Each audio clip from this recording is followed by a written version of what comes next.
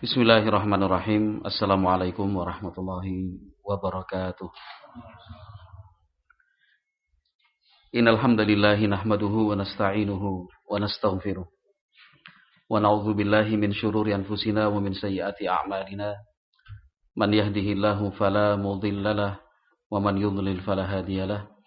Asyhadu an la ilaha illallah wahdahu la syarika lah wa asyhadu anna Muhammadan 'abduhu wa rasuluhu la nabiyya ba'dah.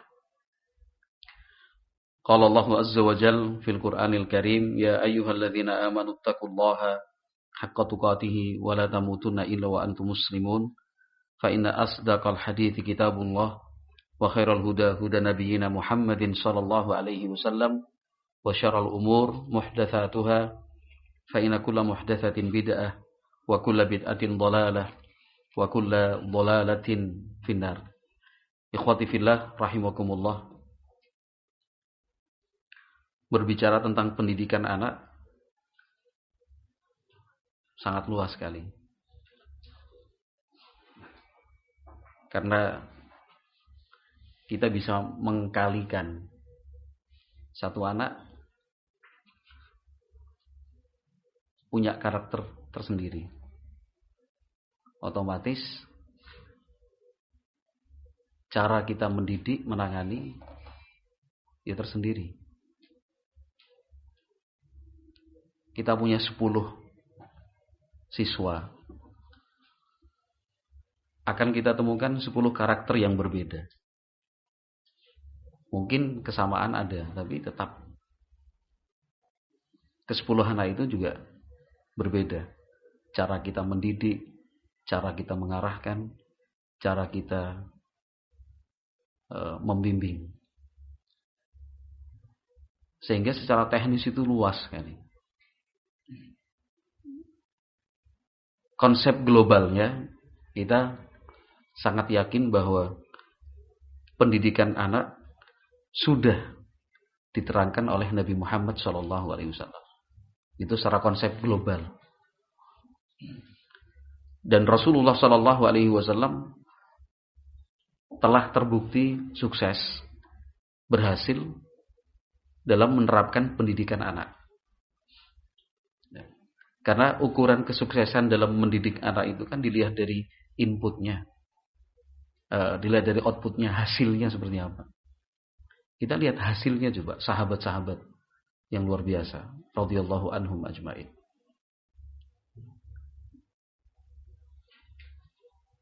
Sahabat-sahabat yang sejak lahir itu sudah berada dalam dunia Islam karena orang tua mereka adalah sahabat juga. Itu kan sejak mereka lahir, siapa yang langsung bersentuhan dengan pola pendidikan mereka kalau bukan Rasulullah SAW dari kecil. Sejak usia dini Nabi Muhammad SAW terjun langsung. Ya. Itu indikator pertama kesuksesan dan keberhasilan dalam mendidik anak. Jadi outputnya, hasilnya. Yang kedua adalah berkesinambungannya. Iya, berkesinambungan. Kenapa? Karena keberhasilan Nabi Muhammad SAW di dalam mendidik itu bukan hanya pada generasi saat itu saja, tapi berkelanjutan, berkesinambungan sampai di zaman tabi'in, tabi'ut tabi'in, kan ini. Dan selanjutnya untuk mereka yang mengikuti pola pendidikan yang telah diajarkan oleh Nabi Muhammad SAW.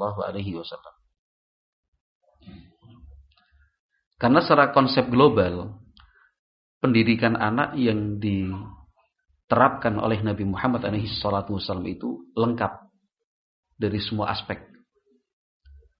Silahkan kita berbicara atau mengangkat aspek manapun, kita akan menemukan bukti-bukti bahwa Nabi Muhammad SAW berhasil di aspek tersebut. Nah, yang kemudian kalau kita klasifikasikan ya akhirnya akan kembali kepada dua hal yang bersifat garis besar, yaitu aspek duniawi dan aspek ukhrawi. itu benar-benar lengkap dan sempurna. Nah, ketika kita hanya memikirkan konsep duniawinya saja, itu akan terjadi ketimpangan. Sehingga bisa dikatakan gagal pendidikan pola seperti ini. Seperti itu juga ketika kita hanya menitik beratkan urusan akhirat, lalu tidak memberi bekal untuk mereka secukupnya mengenai aspek dunia, itu pun akhirnya akan mengalami ketimpangan, jomplang. Nah, Rasulullah SAW memperhatikan dua aspek ini, ukhrawi, ya diperhatikan, duniawi juga demikian. Yang ukhrawi lengkap, pendidikan akidah, tauhid, fikih, ya kan, ibadah, itu lengkap. Nah, kalau dijadikan kurikulum, disusun, ya akan tebalnya berkali-kali lipat dibandingkan dengan kurikulum sekarang. Pasti itu lengkap sekali, tauhid, akidah. Artinya kalau kita teliti dan mengumpulkan hadis-hadis Nabi Muhammad SAW tentang pendidikan dan pengarahan dari beliau untuk anak-anak, ya, hadis-hadis kita kumpulkan, oh ini nih. Ternyata Nabi Muhammad SAW benar-benar memperhatikan aspek ukhrawi ini, tentang sholat, ya, tentang puasa, itu secara ibadah. Yang secara tauhid dan akidah diperhatikan betul oleh Nabi Muhammad SAW, sehingga unsur ukhrawi dalam pendidikan anak itu lengkap. Urusan duniawi juga sama. Nabi Muhammad SAW mengenai apa saja, ya, kebersihan diri sebagai satu hal yang paling sederhana, kemudian cara bercocok tanam, cara bertani, seni berperang, taktik militer, ya kan? Kemudian berternak, itu juga diperhatikan oleh Nabi Muhammad SAW. Jadi secara konsep global kita harus sepakat dan juga percaya bahwa pola pendidikan yang telah diterapkan oleh Rasulullah SAW adalah pola pendidikan yang terbaik. Bukan cuma try and error kan itu ya. Coba, ya kan, coba gagal. Ya kan? Selama konsep pendidikan anak itu tidak diambil dari Nabi Muhammad SAW, pasti seperti itu. Pasti. Dan ini. Coba gagal. Kalau secara contoh mah banyak, ya kan. Contohnya banyak. Kurikulum aja lah, ya kan. Sudah berganti berapa puluh kali. 18 atau 19 kali kurikulum. Tapi yang merumuskan kurikulum itu sendiri, yang akhirnya mengakui bahwa kurikulum yang saya rumuskan gagal. Ya kan? Yang saya rumuskan gagal. Menjadi keprihatinan bersama itu. Menjadi keprihatinan bersama. Ya kan? Cara mendidik anak itu gimana sih? Yang ini dengan pola bermain, yang ini dengan pola sekolah alam, ya kan? Yang ini ipteknya, ya kan? Macam-macam, bingung gitu. Yang ini ipteknya, yang ini pokoknya homeschoolingnya, yang ini mulai dari kecil sudah diarahkan secara bakatnya, ya kan?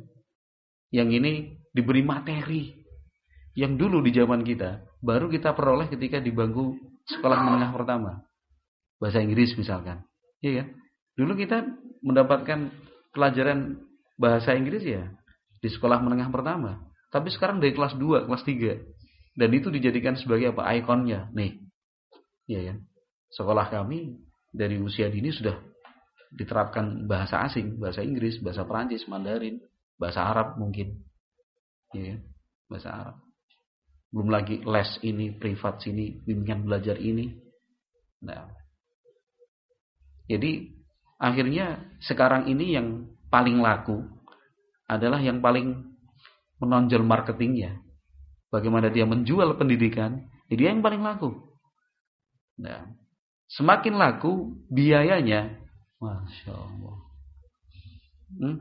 Biaya paling murah ya pendidikan salafi lah kalau di Indonesia. Di pondok-pondok masih ada. Kayak misalkan di tempat kami di Kulon Progo, SPP per bulan masih 70.000. 70.000 itu udah. Ya semuanya, ya kan 70.000. Coba di Indonesia cari coba. SPP sebulan 70.000. Katanya mah gratis, padahal iurannya yang paling banyak ya kan. Katanya gratis, tapi ini, yang itu, yang ini. Ini 70.000, ya kan. Boleh mengajukan surat dispensasi untuk dikurangi, ya kan. Yang nunggak juga agak sedikit, ya kan. Padahal udah 70.000 per bulan. Dan masih banyak seperti itu. Artinya bukan di angka 70.000-nya maksud saya, tapi di angka murahnya itu. Sementara pendidikan anak lainnya yang beraneka ragam itu akhirnya bukan mengarah pada pendidikan anak itu sendiri. Tapi pendidikan anak sudah diubah menjadi konsepnya apa? Industri. Ya, industri, bisnis, industri. Masuk aja 10 juta, bayangin. Ada nggak sekolah seperti itu? Hah? Oh banyak malah. Kalau di Jakarta paling mungkin contohnya banyak. Kalau di Jogja seperti itu ada, ya kan? Masuk aja 10 juta, masya Allah. Masuk aja 10 juta. Itu pun belum ada kepastian kalau setelah bayar 10 juta terus anaknya diterima. Atau kemudian nanti anaknya sukses jadi anak baik, belum tentu. Yang penting kamu bayar dulu, iya kan? Kamu bayar dulu. Bahkan itu menjadi satu hal yang nggak bisa ditawar masalah biaya ini. Iya kan? Nanti akhirnya, masya Allah, sebulan sekali piknik. Sebulan sekali piknik. Acaranya gitu, studi banding. Masih kelas 2 SD. Udah dibiasakan dengan apa? Studi banding. Ini yang pengen studi banding anak-anaknya atau guru-gurunya yang pengen jalan-jalan ini ya kan. Gurunya akan bayar naik bis, naik kereta. Bahkan dari usia TK. Ya kan? Dari Jawa Tengah, Wonosobo ke Yogyakarta. Travel bayar di muka. Mereka yang mengupayakan transportasi dari Wonosobo kota ke Purworejo, dari Purworejo nanti nyewa gerbong kereta api Pramex dari Purworejo sampai ke Jogja. Nanti bisnya juga ikut ke Jogja, cuman kosong. Pulang keliling sana, Gembira Loka, ini segala macam, ya kan. Sore sampai ke pantai, sore bisnya udah siap, pulangnya naik bis, nggak lagi naik kereta. Kan itu. Yo mahal seperti itu. Kalau diterapkan di tempat kita ya nggak akan ada yang mampu ya kan bayarnya. Aduh. Intinya, ikhwati fillah rahimakumullah, secara konsep global ya kan.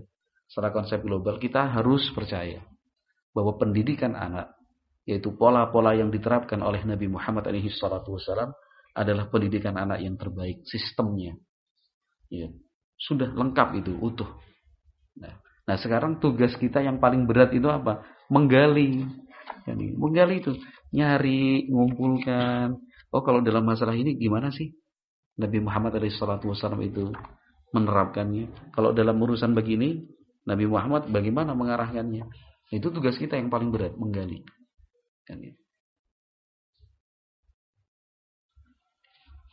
Nabi Muhammad SAW itu tidak hanya menjelaskan perlisan, tapi juga beliau terjun langsung, praktek, memberikan contoh, begini, begitu. Nah, kalau secara teknis itu banyak sekali. Secara teknis banyak sekali. Secara teknis pun, ya, kita juga percaya dan yakin bahwa yang diterapkan oleh Nabi Muhammad SAW sudah sempurna. Kalau tadi konsep global ya kan. Berikutnya secara teknis pun ya kita juga percaya bahwa Nabi Muhammad SAW telah sempurna dalam menjelaskan dan menyampaikan. Kembali tugas itu ke masing-masing kita. Jangan berpikir bahwa tugas untuk menggali pola dan sistem pendidikan anak yang diterapkan oleh Nabi Muhammad SAW itu hanya tugas pengajar dan ustadz. Jangan. Tapi tugas itu adalah tugas kita masing-masing. Kenapa? Karena mendidik itu kan bukan hanya tugas seorang ustadz. Mendidik itu ya tugas kita bersama. Bisa karena dia sebagai orang tua. Bisa karena dia sebagai orang tua punya anak. Bisa karena dia sebagai seorang kakak, punya adik. Bisa karena dia seorang paman, ya, sehingga dia harus mendidik keponakannya. Bisa jadi karena dia seorang tetangga yang baik, sehingga merasa ikut bertanggung jawab terhadap pendidikan anak di lingkungannya. Bisa jadi dia seorang pemimpin yang memiliki karyawan, mempunyai anak buah, sehingga ingin menjadi pemimpin yang baik bukan hanya anggota atau karyawan saja yang dia perhatikan. Keluarga dari anggota, keluarga karyawannya pun menjadi bagian dari tanggung jawab dia. Ya. Jadi mendidik anak itu adalah tanggung jawab kita bersama. Tanggung jawab kita bersama. Bahkan bukan hanya yang sudah menikah dan berkeluarga, yang masih bujang pun, yang masih bujang juga punya tugas untuk belajar, memahami pola mendidik anak itu seperti apa. Sehingga ketika saatnya dia berkeluarga, Allah berikan dan anugerahkan anak, dia sudah nggak kaget lagi. Ya, dia sudah nggak kaget lagi. Nah, ikhwati fillah rahimani wa rahimakumullah, pada kesempatan yang berbahagia dan singkat ini, dari sekian banyak praktek langsung dan teknis di lapangan yang diajarkan oleh Nabi Muhammad SAW dalam mendidik anak itu, ya, ada satu hal yang ingin saya sampaikan, yaitu sebuah hadis sahih yang diriwayatkan oleh Imam Al-Bukhari rahimahullahu taala dari sahabat Abu Hurairah radhiyallahu taala anhu. Nah, hadis ini sering kita dengar, tapi nanti kita ingin implementasikan ke pendidikan anak. Dari sahabat Abu Hurairah, kata beliau, anna rajulan qala lin nabiyyi sallallahu alaihi wasallam ausini. Qala la taghdab, faraddada miraran qala la taghdab. Rawahu Al-Bukhari. Hadis riwayat Bukhari 6116. 6116.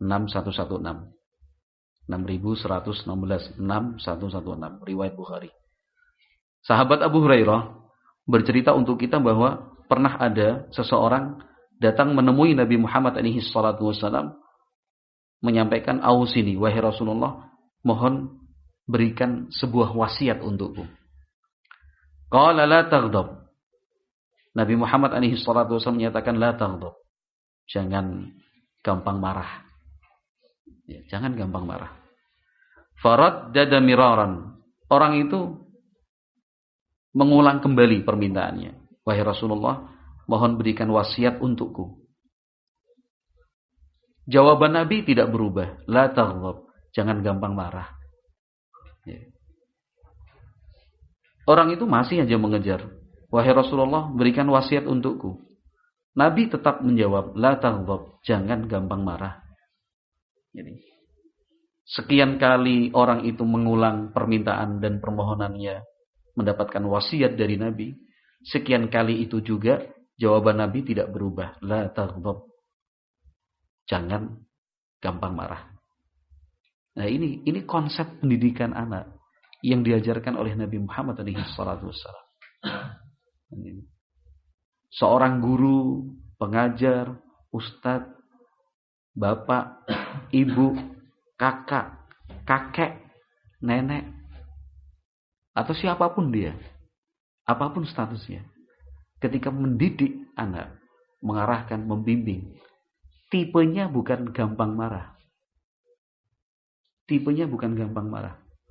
Maka tingkat keberhasilannya lebih tinggi dibandingkan yang mendidik anak tapi dikenal dengan temperamen. Ya, dikit-dikit marah, dikit-dikit marah, dikit-dikit marah, dikit-dikit marah. Bisa dikatakan udah akan gagal menjadi seorang pengajar seperti ini. Akan gagal. Murid-muridnya tidak akan hormat. Sekalipun terlihat penurut, tapi menurutnya karena terpaksa dan takut. Tidak tulus dia. Di belakang di depan bersikap hormat, tapi ketika di belakang diomongin, ya kan? Wah, gini ustaz tuh gini. Ya. Dan itu efeknya buruk, dampaknya negatif. Ketika seorang pengajar, Orang tua juga, jangan lupa ya. Bukan cuma pengajar nih, orang tua juga mengajar kan. Bahkan secara langsung dia yang mengajar. Yang bersentuhan langsung dengan anak, tipenya itu gampang marah. Bisa dikatakan gagal dia. Gagal dia dalam mendidik. Nah, mungkin secara pendidikan akademisnya masuk, ya kan? Tapi anak mungkin sebatas di lisan saja. Tapi dia tidak bisa merasakan nikmat dan lezatnya ilmu yang sudah dia dapatkan itu. Kenapa? Karena posisinya tertekan. Ya kan? Dapat pressure dari pengajar atau gurunya itu. Nah, lihat Rasulullah Shallallahu Alaihi Wasallam berpesan la taghdab, faraddada miraran qala la taghdab. Nah, sekarang implementasi secara langsung kepada pendidikan anak bagaimana?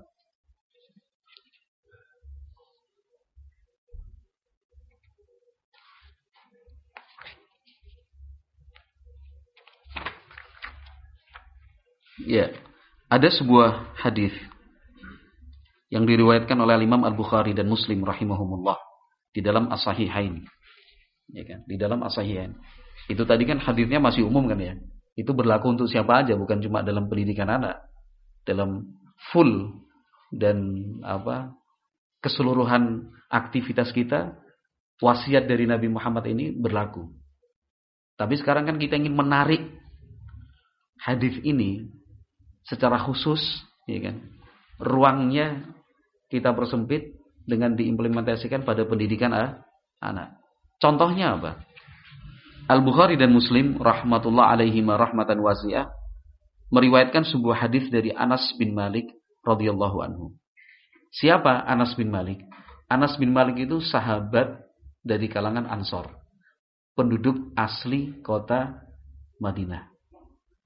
Penduduk asli kota Madinah. Sejak pertama kali Nabi Muhammad SAW tiba dalam hijrahnya ke Madinah, sang ibu menitipkan Anas bin Malik kepada Rasulullah SAW. Waktu itu usia Anas masih 10 tahun. Anak-anak atau bukan nih kalau 10 tahun?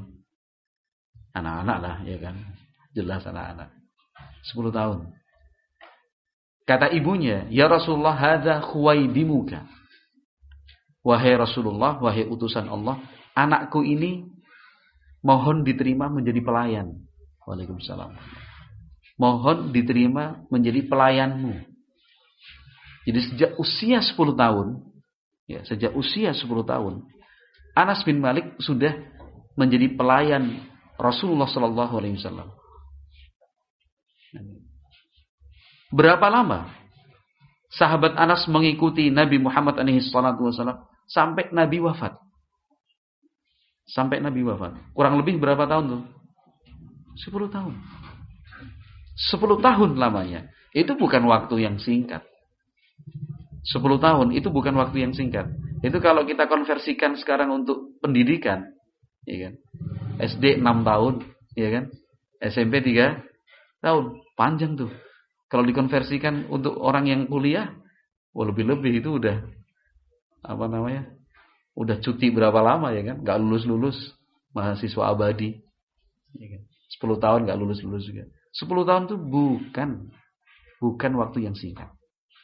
Itu pun intensitas pertemuan Anas bin Malik dengan Nabi Muhammad SAW sangat tinggi.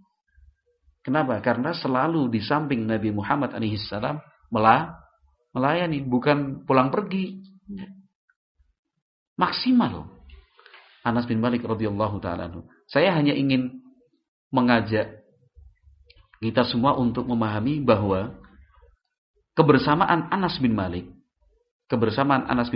dengan Rasulullah Shallallahu Alaihi Wasallam itu cukup lama. Nah, dalam kebersamaan yang cukup lama itu, apa coba? Pernyataan dari Anas bin Malik tentang Rasulullah Shallallahu Alaihi Wasallam. Penilaian Anas bin Malik terhadap Nabi Muhammad SAW. Kata Anas bin Malik dalam riwayat Bukhari Muslim tadi, "Fama qala lahu uffin qat, wala qala lahu li syai'in fa'alahu lima fa'alta kadza, wala li syai'in lam yaf'alhu ala fa'alta kadza." Dalam kebersamaan yang cukup lama tadi, 10 tahun, Nabi Muhammad alaihi salatu wasallam, menurut pengakuan Anas bin Malik, dan itu harus kita percaya. Kata Anas bin Malik, tidak pernah sekalipun, nggak pernah sekalipun, dalam 10 tahun kebersamaan yang panjang itu, satu kali pun Nabi Muhammad tidak pernah mengatakan uff. Uff itu kalau bahasa kita ya bentakan lah, kan itu. Hei, kan itu. Nggak pernah, luar biasa. 10 tahun. Kita mana bisa ya kan. Kalau sehari nggak marah sama anak kayaknya gimana gitu. Kalau 1 hari ya kan. Kalau bisa bertahan 1 hari, alhamdulillah nggak marah. Seminggu lah. Hah? Sejam. Allahul musta'an. Loh, ada yang seperti itu ya kan. Ada yang seperti itu. Yang lebih parah itu apa? Anak kita jadikan objek pelampiasan marah kita. Kan itu, na'udzubillah. Ini sebagai orang tua akan kita nilai gagal. Sebagai pengajar, ustadz, akan kita katakan gagal total. Gatot udah. Gagal total. Kenapa? Menjadikan anak sebagai objek pelampiasan amarahnya. Dia punya masalah. Nggak ada kaitannya sama sekali dengan anak. Ini masalahnya masalah di kantor. Masalah di keluarga. Nah, buntek ini. Ruwet pikirannya. Kan butuh penyaluran yang seperti ini, ya kan? Butuh penyaluran. Nah, kalau Nabi Muhammad SAW sudah menjelaskan saluran yang benar itu bagaimana. Kalau sedang marah, sedang banyak masalah, itu salurannya sudah diterangkan oleh Nabi SAW. Nanti mungkin sedikit banyak akan kita baca juga. Salurannya itu sudah jelas. Gini loh. Kalau sedang pusing, sedang galau, sedang ruwet pikiranmu, ini gini nih salurannya. Tapi Masya Allah, anak dijadikan objek untuk melampiaskan marah tadi. Anak memang berbuat salah. Memang betul. Kita sepakat. Dia salah. Kan itu. Tapi didiklah. Ya. Arahkan. Bimbing dia. Sebatas kesalahan yang dia lakukan. Jangan berlebihan. Ya kan? Jangan berlebihan. Ketika suatu saat anak sudah kita peringatkan, jangan lari, licin. Anak tetap aja lari. Jatuh. Nah, salah apa enggak anak dalam kasus ini? Saya tanya, salah apa enggak? Salah.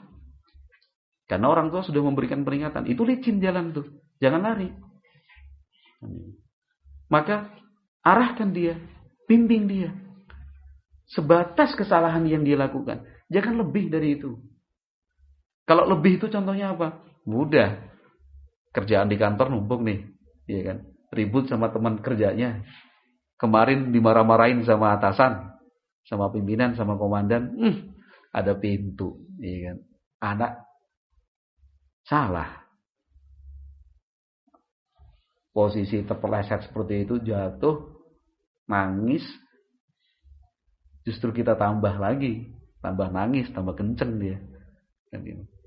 Cewer. Sampai biru. Ya kan? Atau mungkin dipukul pahanya. Atau mungkin kita kata-katain dia. Iya kan? Punya telinga itu ya dipakai. Itu sudah bisa kita pastikan. Dia marah bukan karena cinta sama anak. Bisa kita pastikan. Dia marah, bersikap seperti itu, berucap demikian, itu karena dia merasa, walaupun tidak diakui, dia merasa ini ada pintu untuk meluapkan ini nih. Apa? Meluapkan apa? Mumetnya dia. Mumetnya dia. Ya enggak sesuai porsinya lah. Anak terpleset karena lari atau jalan, padahal udah kita peringatkan. Bukan porsinya. Kalau kemudian dia menangis, kemudian kita jewer, kita tarik dia, kita pukul dia, kita kata-katain dia, kita bentak-bentak dia, bukan porsinya. Tidak seperti itu mendidik. Lihat Anas bin Malik, 10 tahun Enggak pernah Nabi mengatakan uff. Enggak pernah. Wala qala lahu li syai'in fa'alahu lima fa'alta. Nabi tidak pernah mengatakan, "Kenapa kamu berbuat seperti itu?" Ketika Anas bin Malik melakukan kesalahan. Nabi Muhammad tidak pernah mengatakan, "Harusnya kan kamu begini." Hanya karena beliau, Anas bin Malik, tidak melaksanakan perintah. Enggak pernah. Tidak demikian. Kalau dalam contoh kasus tadi, anak berlari, sudah kita peringatkan, licin, jangan lari. Anak terpeleset, nangis. Langkah pertama, beri kehangatan buat dia. Itu anakmu, bukan siapa-siapa. Iya kan? Udah ngerti berbuat salah, ya jangan ditambahin. Kan itu. Kita aja yang dewasa, orang tua, kalau berbuat salah disyukurin sama orang, kita marah kok. Ya walaupun kita betul-betul salah, ya kan. Kita salah, kan itu disuruh syukur. Makanya yang gede aja, yang dewasa pasti akan tersinggung, apalagi anak. Anak juga punya perasaan, sama seperti kita yang dewasa atau orang tua ini. Anak terjatuh, pleset-set, udahlah. Pegang dia, belai rambutnya, dekap dia, kan itu. Buat dia yakin bahwa orang tuanya selalu ada dan hadir di sampingnya dalam situasi dan kondisi apapun. Tanamkan kepercayaan anak kepada orang tua sejak dini. Sehingga anak ketika terdidik dan terbiasa seperti ini akan terbuka kepada orang tuanya. Karena dia apa? Percaya sama anak. Percaya sama anak. Sekarang saya tanya. Tipe anak sekarang ini, saat-saat ini, hari-hari ini di zaman kita, tipe anak yang tertutup, ya kan? Yang tertutup, introvert, tipe anak yang tertutup kepada orang tuanya sekalipun, dia merahasiakan sesuatu, dia tidak cerita apa adanya. Saya tanya, anak-anak yang seperti ini jumlahnya banyak apa sedikit? Banyak sekali. Saya yakin ada di antara antum ini punya anak seperti itu. Iya kan? Dia nggak mau cerita sama orang tuanya. Udah gitu anaknya disalahin lagi. Iya kan? Dipanggil sama ustadznya untuk sharing, diskusi, iya kan? Karena anak katakan punya kasus di sekolah, di pondok, kita sebagai pengurus sudah kita panggil aja orang tuanya. Karena orang tuanya kan lebih paham tentang anak, iya kan? Beberapa kasus pernah saya tangani seperti itu. Orang tua kita ajak, kita libatkan. Kita tanya, "Pak, afwan ini anak antum kan melakukan begini nih di sekolah, ya kan? Sebenarnya di rumah gimana?" "Wah, nggak tahu Ustaz, anak saya tertutup." Ya elah, jawabannya enak banget gitu. Nggak tahu Ustaz, anak saya tertutup. Jadi ini sudah kesalahan pola asuh kayak gini nih. Kalau sampai anak kepada orang tuanya sendiri tertutup, mohon sadari bahwa kita sebagai orang tua udah salah. Kenapa? Anak tidak percaya kepada orang tuanya sendiri. Anak tidak percaya kepada orang tuanya sendiri. Loh, kenapa sampai muncul seperti itu? Rasa tidak percaya anak kepada orang tua. Sebenarnya asal-muasalnya, latar belakangnya karena masalah-masalah yang kita anggap sepele tadi. Itu contoh awal aja. Anak kepleset, "Dodak, kamu Dia kan sedang kesakitan. Dia sedang merasa bersalah. Kenapa kita justru semakin dorong dia ke sana? Kenapa? Mestinya kan kita pegang dia, kita belai dia, udah, nggak usah nangis. Duduk, nggak usah nangis. Mungkin bajunya yang kotor, kan lantai nih licin, kotor kan. Kita bersihin, udah, nggak usah nangis. Berdiri, ayo nak. Sabar, sebenarnya kita kan juga ini kan. Kita sebagai orang tua ada memperingatkan dia. Tapi tahan. Demi kebaikan anak. Kita tahan, ini duduk. Kotor nggak apa-apa, nanti dicuci sama Abi atau Umi. Duduk, jangan nangis. Sakitnya yang mana? Nah ini, coba lihat. Oh, nggak apa-apa. Nggak ada yang lecet, nggak ada yang luka. Udah, duduk. Paham nggak sih maksud saya ini? Yang udah punya anak pasti paham ini. Apalagi yang punya anak terus polanya selama ini berbeda dengan yang saya jelaskan ini, lebih terasa lagi, ya kan? Ya kan? Iyalah, diakuin aja, ya kan? Ini. Ketika kita lakukan langkah seperti itu, anak akan percaya. Ya, betul-betul percaya sama orang tuanya.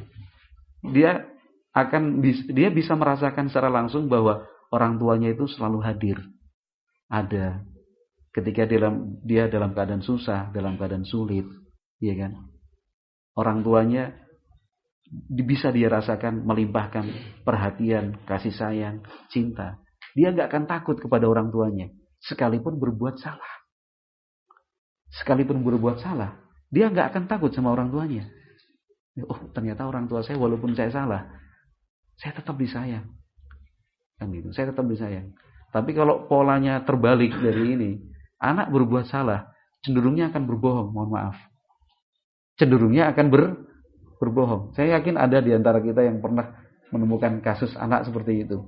Dia jelas-jelas berbuat salah, kita tanya, dia berbohong.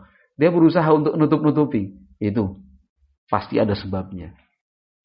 Sebabnya apa? Karena kita belum mampu membuktikan kepada anak bahwa aku orang tuamu, aku abimu, aku umimu. Tetap sayang sama kamu walaupun kamu salah. Udah. Bicara, cerita. Orang tuamu akan berusaha memberikan solusi, jalan keluar, memompas semangatmu, begitu. Tapi kalau udah sistemnya terbalik, ya udah. Dia tertutup, nggak mau terbuka, takut, khawatir. Itu contoh kecil, anak terpeleset, kan gitu. Iya kan? Langkah pertama apa? Membuat dia tenang, nyaman. Kita ambil dia, padahal udah kita peringatin, jangan lari-lari tuh, licin tuh. Jatuh beneran. Anak pasti merasa berbuat salah, ya kan? Anak kesakitan, pasti itu. Kita datang, kita bersihkan pakaiannya. Oh, kotor nih. Udah berdiri, nak. Jangan menangis. Coba lihat mana yang sakit. Oh, nggak ada yang lecet, nggak ada yang luka. Kan itu. Coba kakinya digoyangin gini. Sakit nggak? Nggak, Bi. Bagus. Udah dibersihin dulu. Atau kalau itu di rumah, coba ganti pakaian dulu. Anak dibuat nyaman, ya kan?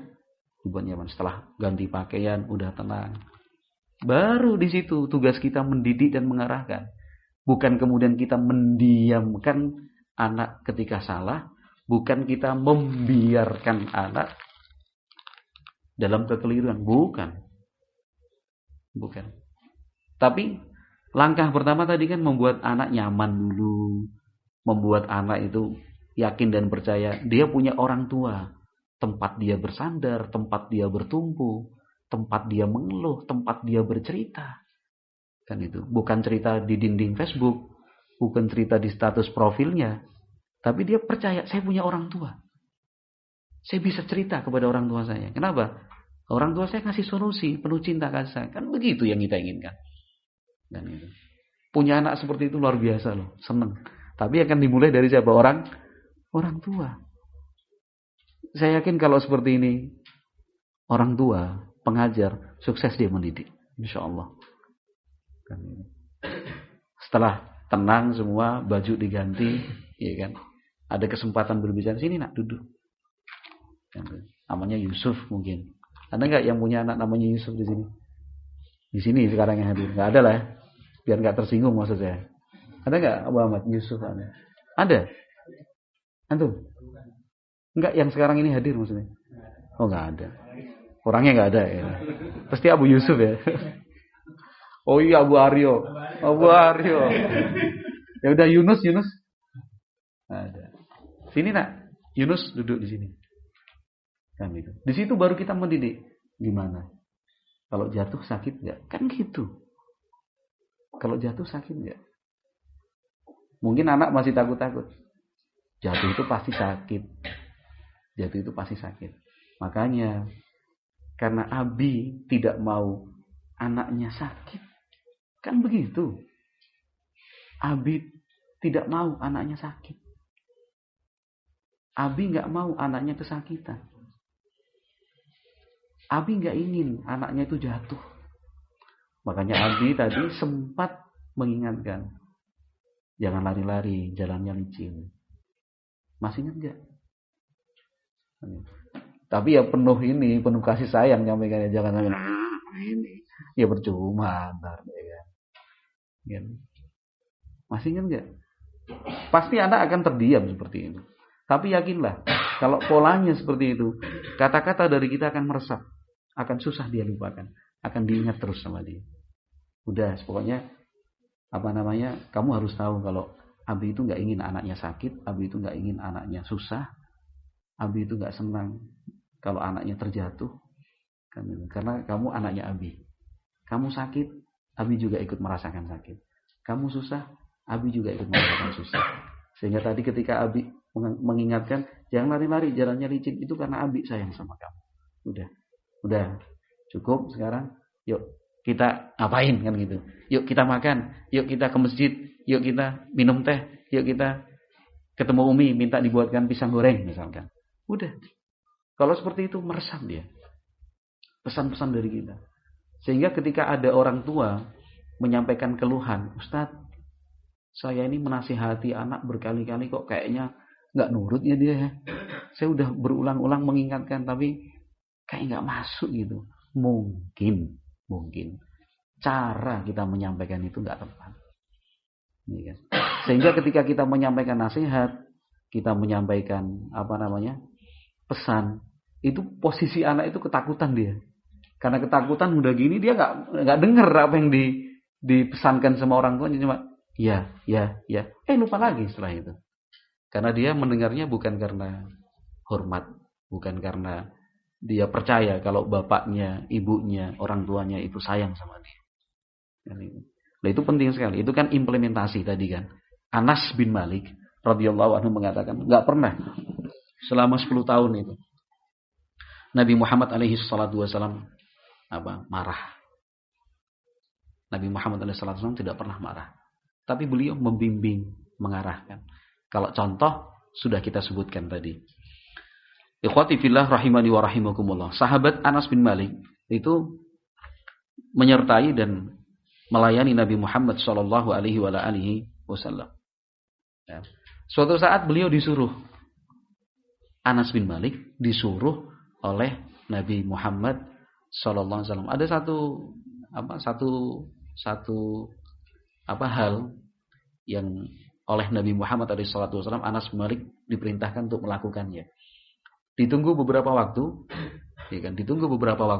nggak pulang-pulang. Nabi Muhammad cari. Ternyata Nabi Muhammad melihat Anas bin Malik sedang bermain sama teman-temannya. Nabi senyum. Faham? Namanya saja anak, kan itu. Ketika Anas bin Malik melihat Rasulullah, kaget dia. Tersadar dia. Langsung berhenti dari bermain, melanjutkan apa yang diperintahkan oleh Nabi SAW. Coba lihat gini aja loh.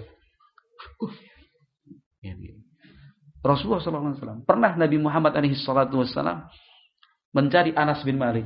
Waalaikumsalam. Udah habis waktunya. Jangan terserah dong. Tapi jam 6 kayaknya. Jam kurang 10. Oh sekarang berarti 10 menit lagi. Nggak akan ada habisnya mas kayak gini. Nggak akan habis. Karena itu tadi seperti yang saya gambarkan, ya kan? 10 anak, 10 karakter berbeda. Tapi yang paling penting kita paham ini loh, globalnya seperti ini. Teknisnya demikian. Anak dengan tipe apapun, asalkan kita udah paham, oh begini caranya. Bisa insya Allah. Ya, Anas bin Malik radhiyallahu anhu itu pernah dicari oleh Nabi Muhammad dalam cerita yang berbeda. Karena ada sebuah keperluan yang diinginkan oleh Nabi Muhammad SAW dilaksanakan oleh Anas bin Malik. Sedang bermain. Nabi Muhammad ketika sampai di sekawanan yang sedang bermain, Anas bin Malik dan sahabat-sahabat lain, Nabi Muhammad mengucapkan salam, fasallama alaihim. Nabi Muhammad SAW salam untuk mereka. Ya ini Rasulullah. Konsep mendidiknya luar biasa. Jadi anak-anak itu dimanusiakan.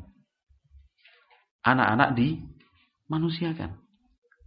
Ketika Nabi Muhammad melewati anak sendiri, berdua, serombongan, Nabi Muhammad pasti memanusiakan mereka. Minimalnya mengucapkan salam untuk mereka. Minimalnya mengucapkan salam untuk mereka. Ya berbeda jauh lah. Berbeda jauh dengan banyak yang terjadi sekarang ini. Ketika kita melewati anak gitu, kita nggak anggap dia sebagai manusia gitu. Kita nggak anggap dia sebagai manusia, kita tinggal lewat gitu aja. Iya kan? Kita lewat gitu aja, naik motor, naik mobil, jalan kaki. Anak-anak tuh sedang bermain, sedang kumpul, sedang bercerita. Kita lewat begitu aja. Nabi Muhammad enggak. Nabi Muhammad kalau lihat anak-anak, Assalamualaikum. Waalaikumsalam. Assalamualaikum. Waalaikumsalam. Kadang Nabi Muhammad berhenti, memperhatikan, melihat mereka, lalu melanjutkan perjalanan kembali. Kadang-kadang Nabi Muhammad SAW sempat mendoakan untuk mereka. Mendoakan. Itu juga konsep mendidik loh. Pola dan sistem kita membentuk karakter anak. Dibantu dengan doa. Ketemu anak-anak didoakan. Terkadang Nabi Muhammad SAW menemui mereka sambil mengusap rambut. Didoakan oleh Nabi Muhammad SAW. Ada perhatian kita berikan untuk mereka. Padahal bukan anaknya sendiri. Anak-anak, yang penting anak-anak. Karena kita yakin bahwa anak-anak inilah yang akan melanjutkan estafeta tugas dakwah kita yang berikutnya. Ketika kita ketemu dengan mereka, mengucapkan salam, bertanya kepada mereka, apa kabarnya? Lagi ngapain nih? Dan itu. Sedang istirahat ya? Jadi pertanyaan-pertanyaan yang sederhana. Secara tidak langsung harus difahami. Secara tidak langsung harus difahami bahwa yang kita lakukan itu sedang membentuk karakter anak supaya hidup mereka bisa bersosial dan bermasyarakat dengan baik. Iya kan?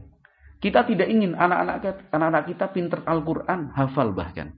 Kita tidak mau anak-anak kita itu hafal hadis Nabi SAW. Tetapi dalam kehidupannya, setelah dia dewasa, setelah dia berkeluarga, tetangganya nggak dikenal sama dia. Kita nggak mau kan seperti itu, sedih. Kan? Kita sedih, anak kita nggak bisa bergaul dengan masyarakat, nggak bisa berkomunikasi dengan kerabat keluarga besarnya sendiri. Ya, sedih kita itu. Ya, satu sisi bangga anak kita hafal Quran, bangga. Di lain pihak kita juga senang anak kita hafal hadis, pintar bahasa Arab. Tapi aspek yang ini jangan sampai kosong. Jangan sampai minus. Nah, pembentukan karakter itu dari mana? Ini tadi. Yang terus-menerus. Nabi Muhammad berhenti. Tanya, Assalamualaikum. Salam. Dari mana? Ngapain? Bermain apa? Sedang istirahat ya? Itu kan mereka nangkep nih. Oh, itu ya. Pelajaran secara langsung praktek lapangan tuh. Bukan cuma di kelas. Harapan kita, anak-anak yang kita didik dan kita bentuk seperti ini dari kecil, ketika sesama mereka ya kan, beranjak remaja, bertambah dewasa, itu bisa meniru. Jadi kalau misalkan dia udah tinggal di mana, satu lingkungan, di perumahan sinilah, Kasuari 11 ini ya kan. Berarti Abu Ahmad Kasuari berapa? 10? 12. Ke sana lebih besar ya kan. Dia pulang pergi dari masjid, udah punya istri nih.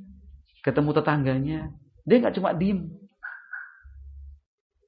Tapi ketika dia melintasi rumah tetangganya mungkin sedang cuci mobil, ya kan, mungkin sedang siram tanaman. Dia berikan waktu berhenti, kan itu. Libur ya Pak, nyuci mobil ya, kan itu. Bahasa sederhana lah, entah apa nanti yang dia ucapkan, yang penting dia mau berkomunikasi dengan tetangganya, ya kan. Wah, nyuci mobil pagi-pagi sehat nih Pak. Atau tamannya bagus ya. Itu bunga apa Pak? Komunikasi dengan tetangga dia. Komunikasi dia dengan tetangga. Kita juga nggak mau kan. Dia sudah menjadi seorang dai, pengajar. Ternyata sama ikhwan-ikhwan diem aja. Dingin gitu. Kenapa ya? Sudah dari kecil udah pola asuhnya udah keliru kita. Itu Rasulullah SAW memberi salam, bertanya, memberikan perhatian. Nah, suatu saat Nabi Muhammad SAW kembali ke cerita tadi.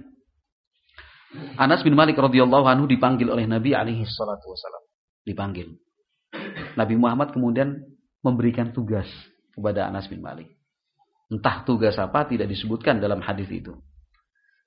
Otomatis pulang kembali ke rumah terlambat. Sesampainya di rumah, ibunya tanya.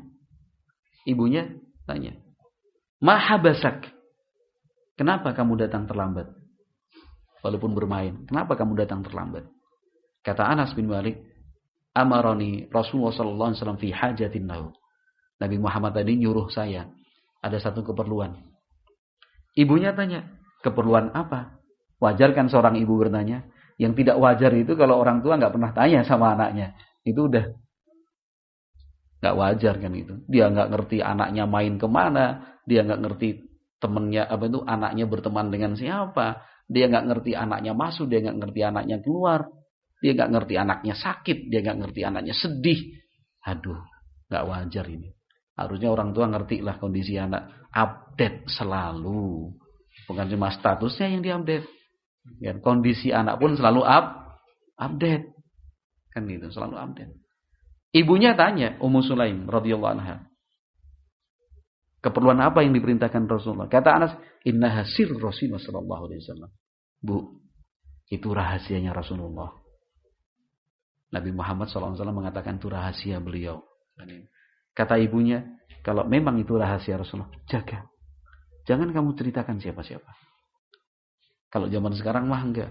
Kamu sama ibu rahasia-rahasiaan kamu. Kamu pikir apa ibumu ini? Kamu enggak percaya sama ibumu? Udah cerita aja. Ini pendidikan yang keliru. Coba, sang ibu mendidik anaknya untuk bisa pegang rahasia. Oh, itu rahasia Rasulullah, rahasia orang. Jangan cerita sama siapa-siapa. Jaga. Itu pendidikan yang baik. Mendidik anak untuk bisa dan pandai-pandai menjaga rahasia.